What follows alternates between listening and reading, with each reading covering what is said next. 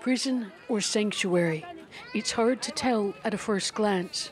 But these tattered way stations teetering on the edge of humanity are now the reality for a growing number of South Sudanese, as weary and as threadbare as the structures seeking to shelter them.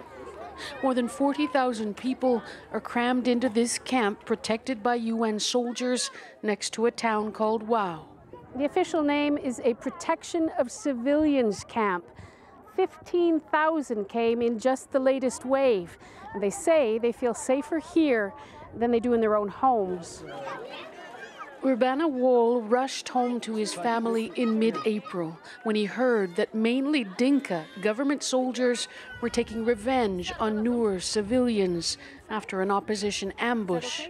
They are saying that we are supporting rebel.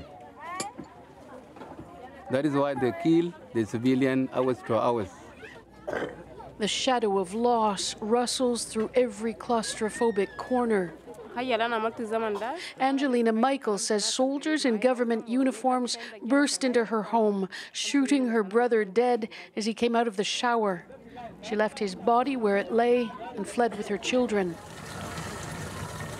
There are an estimated 180,000 people now living in 6 POC camps across the country.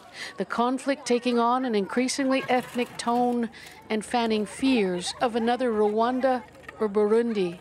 What is for sure is that there are many people who have been killed because of their ethnic affiliation or along ethnic lines. The UN mission's Eugene Nindorera is just back from Wau. Atrocities on both sides, he says, but responsibility resting with the president, Salva Kiir. The majority of the violations are committed by the government forces. Families have also taken refuge on the grounds of Wau's old Catholic cathedral. Mary Aboke is 19, pregnant, and was beaten by soldiers with a rifle as her children hid under the bed. She says she wasn't raped, but that's a reality for many women, says her friend Arach. Children have been killed walking on the road, she says, women raped. Taban is a volunteer counselor.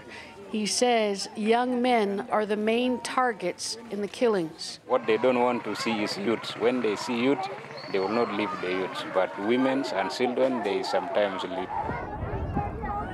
There is no security outside of the camps, and so they are expanding to make room.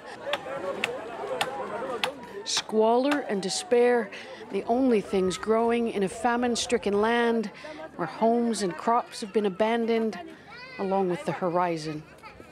Margaret Evans, CBC News, Wau, South Sudan.